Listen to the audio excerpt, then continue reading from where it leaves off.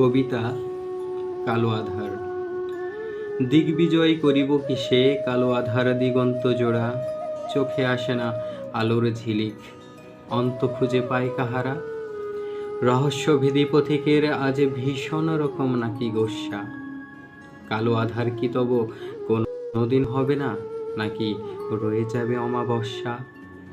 আধার গগনে নিশি স্বপনে কল্পিত আধার মাখা, মোরা ভীরুতার ছলনে জয়বাণী হারাই প্রান্ত খুঁজি একা।